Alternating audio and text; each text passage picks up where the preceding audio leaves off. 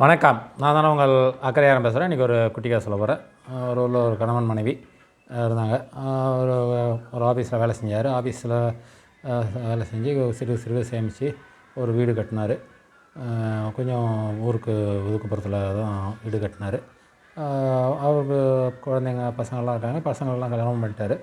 கல்யாணம் பண்ணிட்டு வீடு கட்டினார். வீடு கட்டி ஊரில் இருக்கவங்கெல்லாம் கூப்பிட்டு கிரகப்பிரவேசம் பண்ணார். அந்த கிரகப்பிரவேசம் பண்ணும்போது அவர் வீடு கட்டின இடத்துல ஒரு மரம் இருந்தது. அது தூங்குமூஞ்சி மரம். அந்த கிரகப்பிரவேசம் வந்த சொந்தக்காரெலாம் வந்தாங்க, வீட்டை பார்த்தாங்க. பார்த்துட்டு எல்லாம் சந்தோஷமாக சொன்னாங்க. அதுக்கப்புறம் எல்லாம் என்ன இது உன் வீட்டு இதில் தூங்குமூஞ்சி மரம் இருக்குது, அது நல்லதில்லை வீட்டுக்கு அப்படின்ட்டு சொல்லுவாங்க. அவங்க வரவங்க வந்து வீட்டை பற்றி நல்லா சொல்கிறாங்க. நம்மளை பற்றி நல்லது சொல்கிறாங்களோ இல்லை நம்மகிட்ட இருக்க ஒன்று ரெண்டு குறைகளை அதை தான் சுட்டி காட்டுவாங்க. அதுதான் உறவுகளுடைய வேலையே. அது மாதிரி அவங்க சொல்லிட்டு இருந்தாங்க. இவருக்கு உடனே ஷாக் ஆகிடுது. என்னடா அது இப்படி சொல்கிறாங்களேன்ட்டு. உடனே அடுத்த நாள் வந்து மனைவியும் அதே மனசில் வச்சுக்கிட்டு சொல்கிறாங்க, ஏங்க இந்த தூங்குமூஞ்சி மரம் நம்ம வீட்டுக்கு எதிரில் இருக்குது, அது நல்லதில்லை அப்படின்வாங்க. அவர் ஐயோ அப்படிலாம் சொல்லாத, இந்த மரம் தான் நான் அந்த வீடு கட்டுறதுக்கே எனக்கு முழுசாக உதவியாக இருந்தது. அந்த மரம் இல்லைன்னா நான் ரொம்ப தவிச்சு போயிருப்பேன். நம்ம ஒதுக்கு போகிறோமா, நடனம் செடி கொடி பக்கத்தில் கூட வீடு கிடையாது, நம்ம வீடு மட்டும்தான். இந்த மரம் தான் வந்து எனக்கு நிழலாக இருந்தது. நான் இதில் வேலை செய்கிற ஆளுங்களை இதில் உட்காந்து தான் பார்த்துருப்பேன். எனக்கு எல்லா விதத்துலையும் உதவியாக இருந்தது அப்படி இப்படின்னு சொல்லுவாங்க.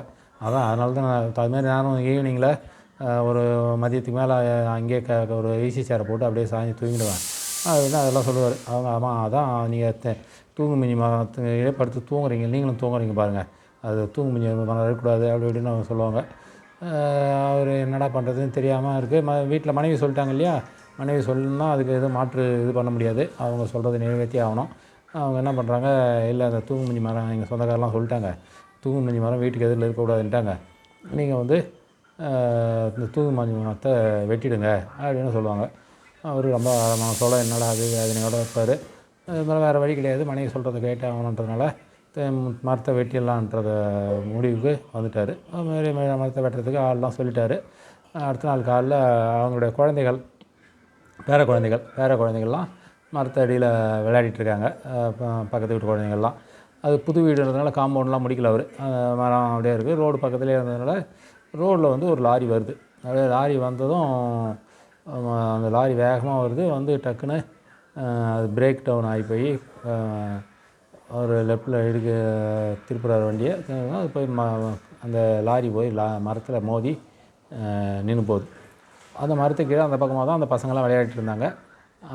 அந்த பசங்கள்லாம் அந்த மரம் மட்டும் இல்லைன்னா அந்த பசங்க பூரா இவங்க பசங்களும் பக்கத்து வீட்டு பசங்களும் லாரியில் அடிபட்டு விபரீதமான ஒரு முடிவு ஆகிருக்கும்.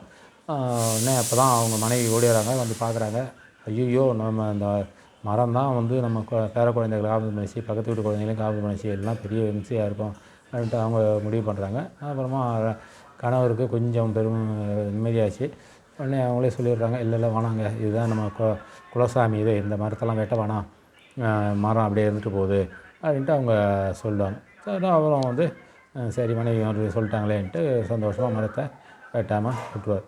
நம்ம வந்து ஒரு மரம் இதெல்லாம் வந்து நமக்கு உதவியாக இருந்தால் அது வந்து கெடுதல்லாம் கிடையாது. எதுவாக இருந்தாலும் சரி, நமக்கு உதவியாக இருக்கிறது சந்தோஷமான விஷயந்தான்.